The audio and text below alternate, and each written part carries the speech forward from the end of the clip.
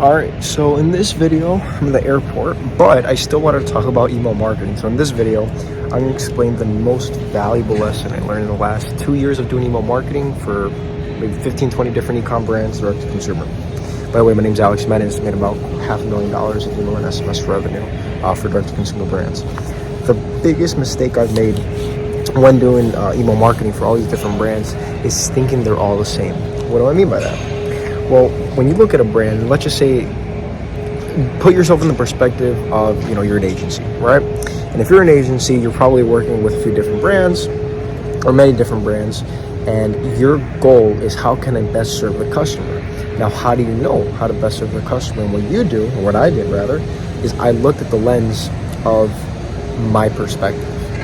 And the problem was, even though I may think that every brand I work with wants revenue, or they want, more brand awareness, whatever the case may be, a lot of the times they want something else, and more importantly, something more specific.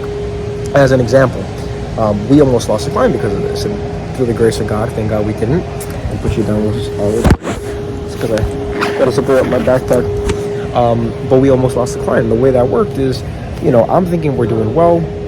So essentially how it happened is, it's been about a year after working with the client, and they're great. It was one of our bigger clients at the time, and we hop on a regular call, and it's funny because the person texted me like out of the blue. We usually have a set time of calls, so when this person calls me out of the blue, I'm already kind of like, something's wrong. And the founder of this brand was like, hey, we've been in talks with other agencies, and we think we're going to leave you guys. Or at least, they said that they matched their price and all that.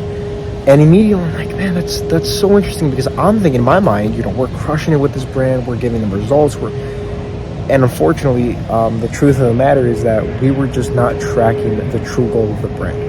And this is very, very important. I'll tell you why in your example. The issue is, in my mind, as long as I see that little metric in Klaviyo that says attributed revenue go higher and higher and higher, that's a win to me.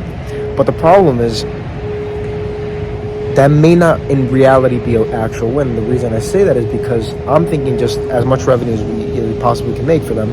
But what they wanted was retention-based revenue. They wanted to make, more money off their retention side. And unfortunately, I didn't see that. And I'm just thinking, a sale is a sale. It's going to do the same. But no, they wanted retention. And when we looked at it, retention was a lot lower. Now, in reality, we just didn't track the data right, and we were doing really well for retention. But even let's just imagine we weren't. I'm thinking we're crushing it, but we're not. So what does this mean for you when you're let's just say agency owner, freelancer, or you're a founder or CEO, whatever the case may be?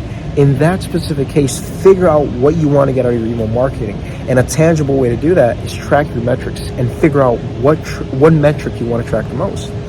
And again, I'll give you a few different examples that you could track, but you have to make sure it aligns with the brand and what you want to get out of it. Right? Email marketing is very broad. People immediately think, it's a retention-based channel, but the reality is, two things. Number one, when you're sending out emails, it's not always retention, right? If you have a lot of new customers through paid ads or Google CRO,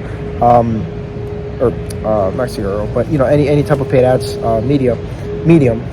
A lot of that traffic is going to be people who haven't bought from you, right? Think about it. Most of your subscribers, like over probably 60-70% of them, have never bought from you before. So a lot of the messaging and the emails that you send out are going to attract people who haven't bought from you.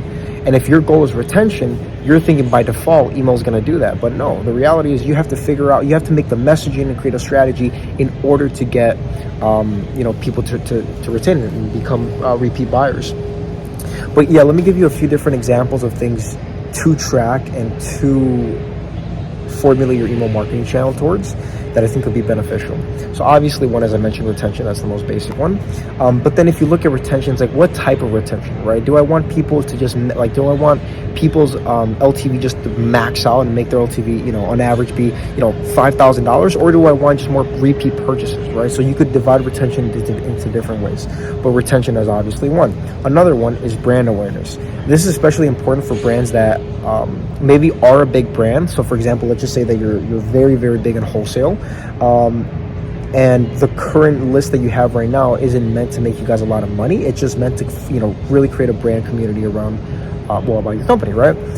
So maybe it's not the main channel, but you want to focus on brand, and you want to focus on building that community, making sure that people know you when they see you in the store, or maybe even if you think about it deeper, somebody that could get you in a retail spot, maybe a store owner, somebody, maybe Enron or whatever the case may be, they subscribe to your emails, they want to know more about the brand, and that's a great medium.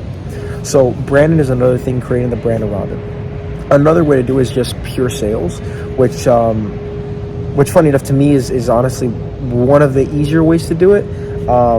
For most brands, I'm saying, like for us, I mean, retention, new customers, just general sales, it's the same. But I'm saying for most people, probably just getting more sales is the easiest, because most people don't have anything set up. So, I mean, if you just do any email marketing, it's probably going to work a lot better. That's another one. I'll give you one more just because I think it's very important for brands that are scaling more than anything. And that's setting up the fundamentals, which I know it's not necessarily metric based, but it's still very important. If you're just beginning to do email marketing and your brand is scaling fast, you're going hard into direct to consumer, you're running paid ads, you want to get your email channel set up, don't focus on sales, don't focus on retention, don't even focus on getting any sales at all. The main point of it is to set up your email marketing foundation. And what do I mean by that? Well, a few different things. Number one is getting your flow set up, right? Flows are the most for context, there's two ways you can make money in email marketing. You have campaigns and you have flows.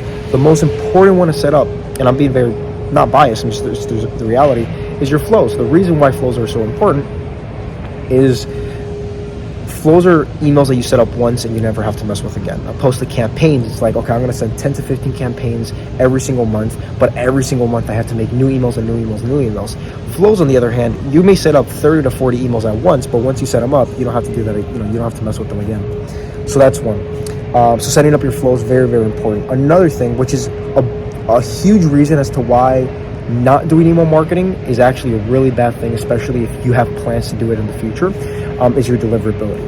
And what I mean by that is, if you have no email marketing set up and you're just starting out, even if you wanted to focus on sales, you first have to get your deliverability up. Because if your deliverability is crap, nobody's going to read your emails, aka nobody's going to buy from you through that medium. So how do you do this? Well, first, I'll give you the short answer, and then you can see other videos I've made about deliverability. Essentially, you send to a very tight list. So let's just say, for example, you have over 10,000 emails. No, put it a little higher. Let's say you have 100,000 email subscribers.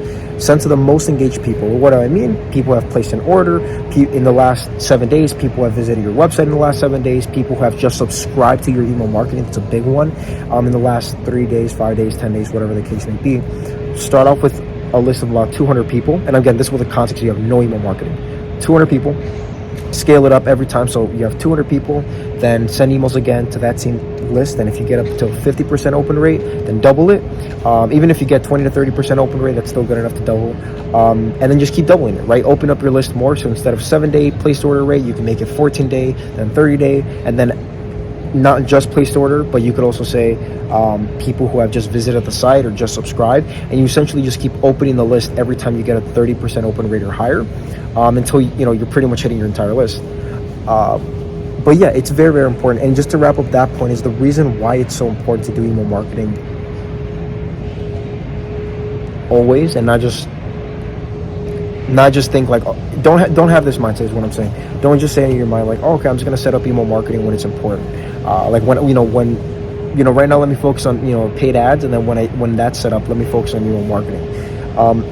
To a certain extent, that is a good move, but don't leave it blank, right? Don't have it bare bones. At least have your flow set up, because it's not like you could just, again, if you have nothing, you have to have 30 to 60 days of warming up your account, getting your deliverability to be as good as possible.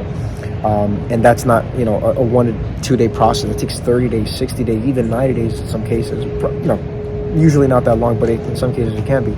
So yeah, what I mean by the fundamentals, just to wrap up, is get your email marketing set up now, at the very least flows. Make sure that you have the foundations, right? So your deliverability, your flows, all the basics. And then when you do start getting your email marketing campaigns, and you're like, okay, I have deliverability set up, I have my flow set up the right way, I have my welcome flow, abandonment flows, post-purchase flows, retention flows, etc., etc. Make sure that when you do your campaigns, you do it right. So yeah.